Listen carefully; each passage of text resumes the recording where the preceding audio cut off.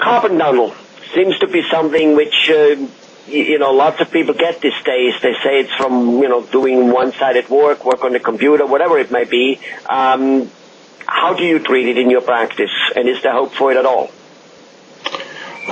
Sure, there's hope. The way we treat it is try to figure out what is causing it. A lot of times it's caused by a repetitive strain injury. What that means is they're overusing their hands and their fingers and their wrists. For example, if they do the same, they have a factory job and they're doing the same repetitive work with their hands all day long, 8 hours a day. They can get this repetitive strain injuries. A lot of these folks, they may be working overtime. I had one patient, she was working 60 hours a week, and that's like 6 10-hour days. And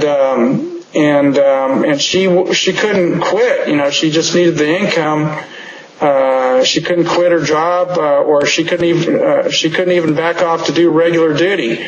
So the key to treating it is to convince folks to do something where they don't repetitively overuse their hands.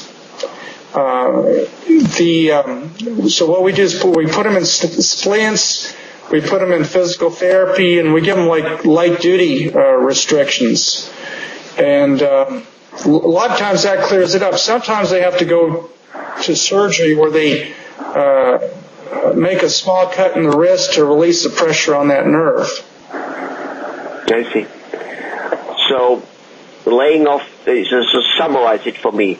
Laying off of the repetitive action is an important thing, maybe even a must, but many of us cannot do that. Because like that lady you mentioned, 60 hours a job and whatever she does, screwing something in, doing something, typing, whatever it may be, she has to do the repetitive action. So, well, the other thing you can prevent it, what we do at our office, say in our office, we have ladies where we get them ergonomic keyboards. They're the split keyboards, and your hands and wrists are in a position to cause less sprain on the wrist. So we've got that for everybody. It's a little bit more expensive, but it's cheaper than crippling someone. And if someone starts getting numb in their fingers, we put them on wrist splints right away, and physical therapy. And so prevention is one of the keys. And what I tell them is, like, if you're typing, as soon as it starts getting numb, back off and do something else where you're not typing.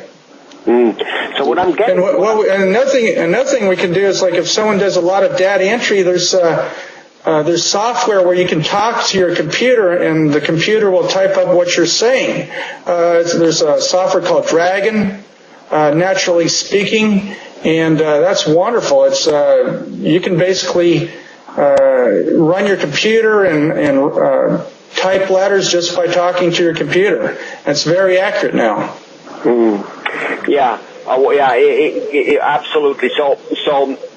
But one of the main thing I'm getting out here is you've got to do alternative, different type of exercise than what you do, so that, basically it relaxes that muscles. If you do one action all the time, you with physical therapy try to figure out different movements so that then it's not just that one muscle, that one movement which is constantly there, but it actually evens out, which is what sports people do. I mean, don't a particular sports person, let's say a skier, he strengthens the muscles he needs to ski, but he is urged by his coaches constantly to play a few other sports so that it's not only using those muscles.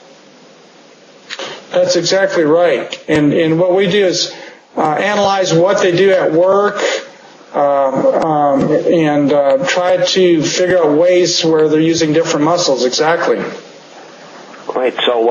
So that alone, a person can go a far way just by him thinking of what to do on it. Okay. Have you found massage to be in that area a helpful thing when a person has carpal tunnel type of stuff? Not necessarily. Okay. All right. Good. Well, all right. Thank you very much for letting us in on the secrets and some prevention tips on carpal tunnel. Bye-bye.